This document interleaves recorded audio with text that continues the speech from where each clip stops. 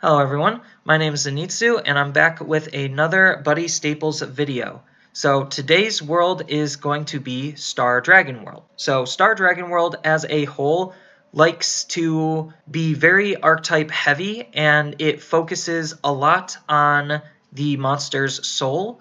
And as a result, a lot of the decks that come out of Star Dragon World are going to tend to lean more on the defensive side, but it also has a toolbox kind of style where it likes to stack its soul with particular effects and abilities to make it hard for the opponent to interact with, or hard for the opponents to deal with whatever is going to be coming their way. Star Dragon World is a pretty powerful world as a result, and they have some pretty powerful cards that can be ran in a lot of different decks. To start things off, we have Shining Rain, so they do have access to a spell null. You can only cast this card when your opponent is casting a spell, pay 1 gauge, pay 1 life, counter, nullify the spell. They also have a call null in the form of Antimatter Cloud, so you can only cast this card when your opponent is trying to cast a size 3 monster.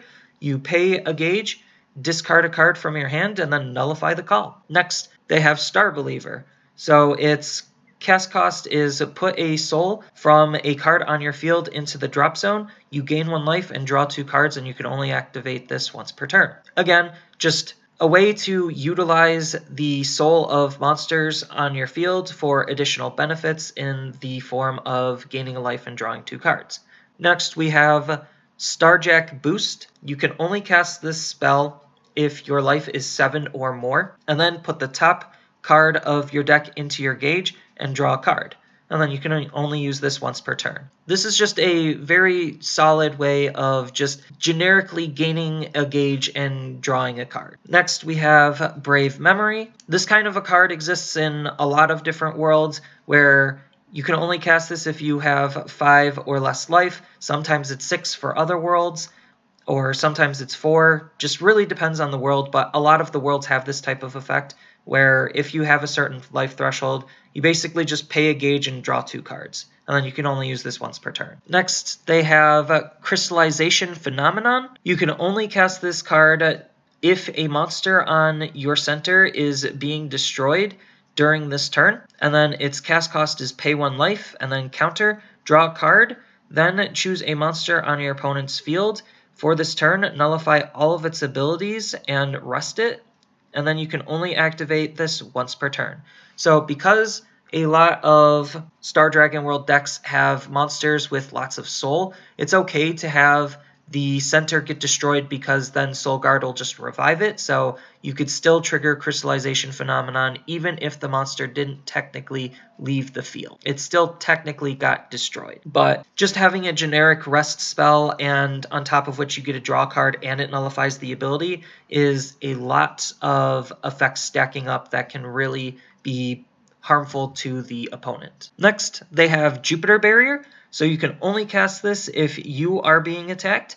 Counter, nullify the attack, and you may put a soul from a card on your field to the drop zone. If you do, put the top card of your deck into your gauge, gain 1 life, and draw 1 card. The awkward thing is you have to be being attacked in order for you to use this card, but depending on the deck, you could have move and basically utilize the barriers. As an honorable mention, they do have some other barriers that are pretty good. I'm only going to cover 2 of them, but the other barriers are also pretty good and have their own different utilities, but they all do a similar thing where they just nullify the attack and then you generally get a different kind of benefit. So the other barrier that I feel like is worth mentioning is Ivory Barrier. You can only cast this during an attack on your opponent's turn, and then you pay 1 gauge, counter, nullify the attack, then you may put a card from your hand into the soul of a monster on your field. If you do, gain 3 life. Again, it's just reinforcing everything that the world wants to do. It's nullifying the attack. Yes, you are paying 1 gauge, but the restriction on the card is just an attack on your opponent, not you being directly attacked. But putting cards into the soul of a monster and gaining 3 life by doing that is very, very strong because of all of the different cards that want to be in the souls of your Star Dragon World monsters. Next, they have Phase Seal Chains. you may only cast this card at the end of the third battle during your opponent's attack phase, and then counter just ends the attack phase. It's just a solid defense spell that a lot of different Star Dragon World decks can use because they can stave off a couple of attacks and then just end the attack phase, which would, for the most part, end the opponent's turn.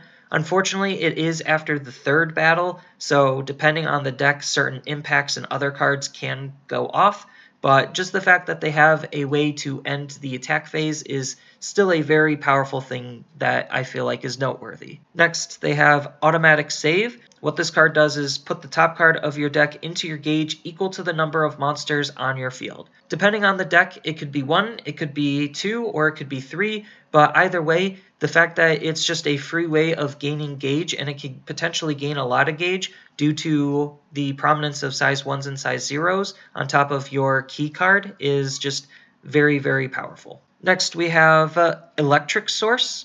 This is another gauge gaining card, a little bit different than Automatic Save, in which you put the top card of your deck into your gauge. Then if there's a card with 2 or more souls on your field, you get to put an additional 2 cards from the top of your deck into your gauge. The biggest thing is the fact that this is interacting with the fact that your monsters want to have lots of souls. Next, they have Star Alternative. So its cast cost is pay 1 life, then choose one of the following 2. You could either put the top 2 cards of your deck into your gauge or put a card from your drop zone into the soul of a monster on your field. So again, it's just doing more things Star Dragon World wants to do, which is gaining gauge because a lot of their cards can be pretty gauge heavy and expensive. On top of which, it also has the option of putting a card from your drop zone into the soul, which is very powerful because they have a whole bunch of cards that interact with being in the soul. And the interesting thing is that this card is not hard locked once per turn, so you could use multiple versions of this card in a single turn. Next, they have Extend Defender. So you can only cast this card if you have a monster with 2 or more souls on your field. Then its cast cost is pay 1 gauge, and counter, choose one of the following 2.